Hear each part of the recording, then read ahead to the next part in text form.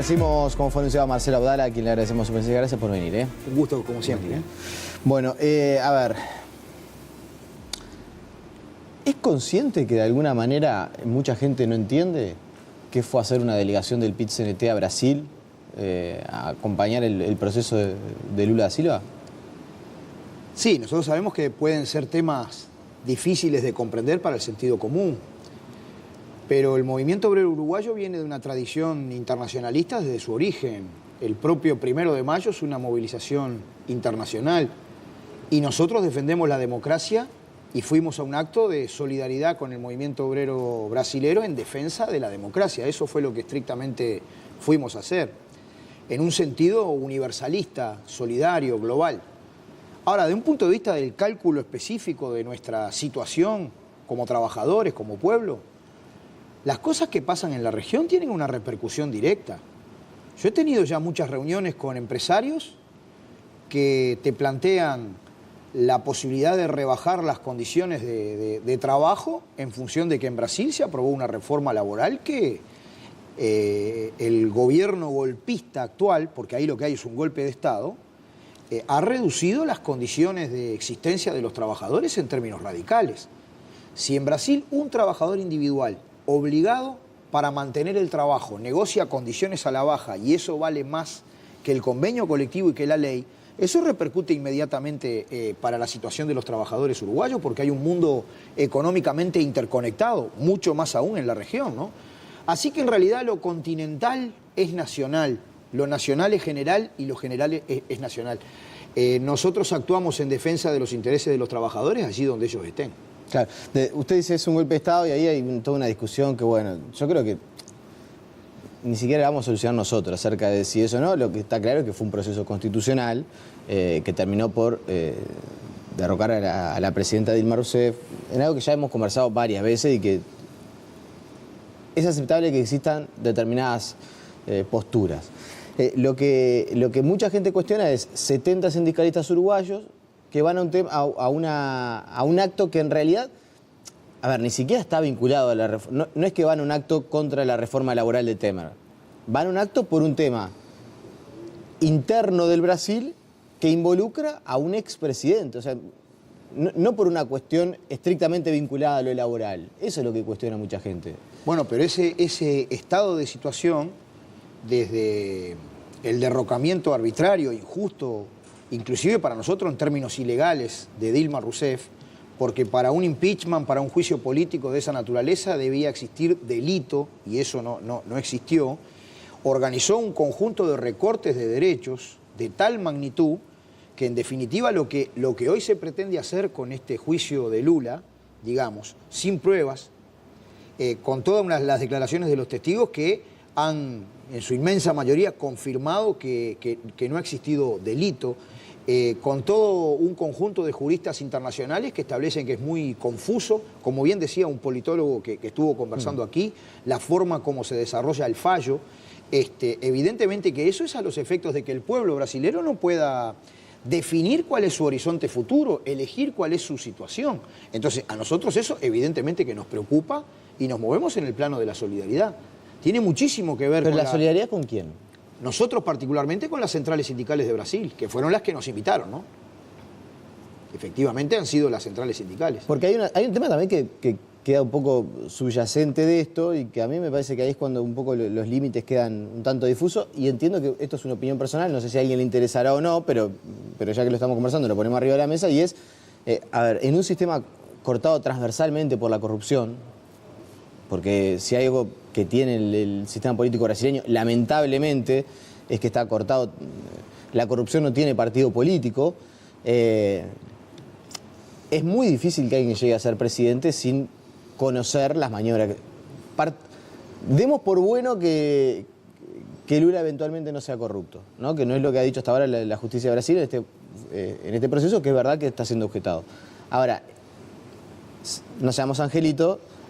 Cuando todo el sistema está enfermo de corrupción, es bravo pensar que una persona, o por omisión o por acción, desconoce todo lo que pasa a su alrededor. Si es por nosotros, el combate a la corrupción tiene que ser frontal allí donde ella se manifieste.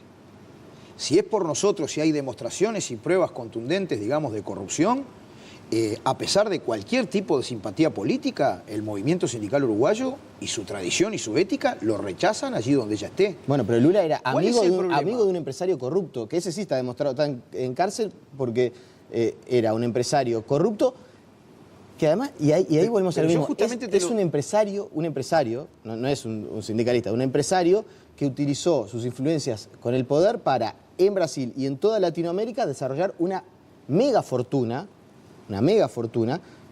avalada y apalancada por sus contactos a nivel político de Brasil. Desde ese punto de vista, la lógica de la lucha de clases y de la cuestión de empatía sindical, Piñeiro era amigo de Lula. Después, si el triplex era por pago de corrupción o no, si era a disposición o si se lo regaló, si el título estaba o no el nombre, eso es otra cuestión. Lo que está claro es que Piñeiro era amigo de Lula, era un corrupto y utilizó su vínculo con el poder para establecer una red de empresas que desarrollaran obra pública en casi todo el continente. Esos son hechos de la realidad. Yo te lo iba a plantear al revés, en otros términos. Es decir, para el político parlamentario Cuna, que fue responsable, digamos, de uno de los responsables del impeachment contra Dilma y que hay notorias pruebas de corrupción. Para el caso de Aécio Neves, para el propio caso de Temer, donde inclusive hasta en forma muy propicia, digamos, ha muerto hasta el juez que estaba encargado de investigarlo. La justicia tiene una varita para medir a esa gente y otra vara totalmente diferente para medir a otros. Pero porque se mide a los corruptos de una manera y a los que ustedes consideran que no son corruptos de otra. Nosotros que se investigue a todo el mundo y todo el mundo pague por las consecuencias de lo que ha hecho. Pero en este caso, en el caso de Lula, donde repito, el problema fundamental es que no existe prueba concreta, digamos, contra un acto de corrupción de Lula. No es que se está penalizando la corrupción, lo que se está haciendo es que se está impidiendo que un actor, digamos que además por otra parte es responsable de muy importantes procesos de redistribución de la riqueza, comparezca en la elección. Porque ahí es donde nosotros decimos, nosotros no vamos a hacer campaña por Lula, nosotros vamos en defensa de la democracia, porque aquí hay un vaciamiento de la democracia. Digamos, en definitiva lo que se está adoptando no es una resolución judicial, es una resolución política y es que Lula no pueda comparecer. Digamos, y es en eso en la que el movimiento sindical uruguayo se declara solidario con el movimiento sindical de Brasil, sin duda alguna. Además de que sacamos del medio de que, porque esa es otra discusión, fue el Partido de los Trabajadores el que metió a Temer de vicepresidente. Bueno, ¿no? Porque acá parece que Temer y el Partido de los Trabajadores están enfrentados, pero Temer fue el vicepresidente que eligió Dilma Rousseff para acompañar la fórmula presidencial. En un debate político, ideológico de la izquierda, yo podría criticar esa forma de tejer las alianzas en la peculiar forma de organización del Estado que tiene Brasil. Ahora, acá nosotros no entramos en ese terreno, sino que estamos en una situación previa, digamos, a todas esas Lo que usted dice, y queda bastante claro, es acá lo que quieren es sacar a Lula del medio. En Brasil. Lo que yo entiendo. Usted dice, nosotros defendemos la democracia en Brasil, defendemos que lo que está pasando es que quieren sacar a Lula del medio porque tiene posibilidad de ganar, y si gana va a volver atrás de un montón de cosas que han acontecido. Ya se está volviendo, Bien. ¿no? Es decir, esta es una resolución política dentro de un golpe de Estado, es lo Ahora, segundo que decimos. En ¿no? ningún momento se cuestiona decir, bueno, pero, a ver, Lula como presidente favoreció a amigos suyos, empresarios, no sindicalistas con los que ustedes deberían sentir más conciencia de clase, no, empresarios que fueron favorecidos por una trama de corrupción en varios países de América Latina, vinculado al caso Odebrecht, y que son personas que, más allá de si el triplex fuera para el usufructo de Lula o fuera que se lo estuvieran dando como un pago, más allá, o sea, desde el punto de vista del fondo de la cuestión, hay un empresario que se hizo multimillonario aprovechándose de sus vínculos con el gobierno de Lula y en particular con el expresidente brasileño. Si eso es corrupción o no, será otra cuestión. Ahora, ustedes, como representantes de la central sindical, de alguna manera se están manifestando a favor de esa situación. No.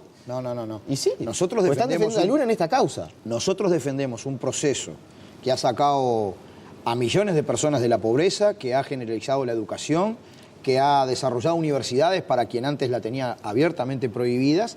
Estamos defendiendo ese proceso frente a un retroceso que recorta los derechos laborales, que resuelve que de aquí a 20 años no hay que invertir nada en educación, que privatiza siendo un gobierno ilegítimo y golpista y que en definitiva en estas condiciones le quita al pueblo brasilero la posibilidad de elegir, digamos, a uno de los candidatos que más, más prestigio tiene en el pueblo. Nosotros no defendemos todo lo que allí pasó. Yo te comento que cuando vino Dilma aquí, el PCNT hizo una movilización, nosotros conversando con ella le dijimos, bueno, una de las cosas que nosotros vemos aquí desde Uruguay, con respeto, porque no estamos en Brasil, es que muchas veces ustedes han ganado las elecciones con un programa y han aplicado el programa de otros, se han alejado de la base social de los trabajadores, han aplicado en cierta medida políticas de ajuste que no son las que nosotros compartimos. Es decir, lo que nosotros hicimos allá, la solidaridad que tenemos, no implica tener valoraciones críticas o juicios críticos sobre muchas de las cosas que pasan. Marcelo, lo que yo quiero redondear, pues ya quiero también pasar a otros asuntos que me parece que son importantes de la cuestión nacional y que la gente del otro lado lo está esperando, pero lo que parece es que todos son corruptos, pero como hay una corrupción que es en el ejercicio del gobierno más favorable a lo que yo pienso que, me pongo en el caso de ustedes sindicalistas, más favorable a lo que yo pienso que debe ser la conducción del país, prefiero posicionarme de ese lado de los corruptos y no del otro lado de los corruptos. Porque la corrupción en Brasil está en todo lado. Eso es lo que termina chocando, que en el sistema político de Brasil todos están manchados por corrupción y es difícil pensar que Lula no supiera de los casos de corrupción que hay. No sé si todos, ¿no? Yo no me animo a decir todos, pero sí te diría... Al contrario de... ¿Por acción o por omisión? Parecería ser difícil que alguien Al contrario de lo que vos decís, digamos, que en cualquier caso concreto donde hayan pruebas contundentes de corrupción, que se investigue, que se juzgue y que paguen ante la ley lo que tengan que pagar. Pero esas dos varitas que aplica, entre comillas, porque no es justicia, es un poder judicial que se ha politizado y que es un elemento, digamos, es un actor más político que judicial. Que nosotros, por ejemplo, conocemos el responsable de finanzas del Partido de los Trabajadores, antes era el representante de la Central Única de Trabajadores en la Coordinadora de Centrales del Mercosur, entonces lo conocemos. Él ha tenido 7 procesos. En todos ha sido declarado inocente. Cada vez que se le declara inocente y que está por salir, se le abre otro proceso para que él siga preso. Lula es juzgado sin prueba. Es sin prueba contundente, eso lo dicen los propios juristas, sino ante la presunción de que por ser presidente sabía, etc. Nunca tuvo un título de propiedad de esa vivienda. No hay ninguna prueba de que esa vivienda haya sido contra una prestación a ningún tipo de empresa. Bueno, evidentemente que lo que nosotros decimos que se juzgue a cualquiera que haya cometido un acto de corrupción, pero que no se adopte medidas del Poder Judicial para tomar medidas de carácter político. Y lo peor de todo es que cuando hay corruptos probados, como los que yo mencioné, la justicia no hace nada. Entonces la cancha está flechada, ¿no es cierto? Que se juzgue la corrupción allí donde ya esté, pero que no se quiten los derechos democráticos del pueblo brasileño. Bien.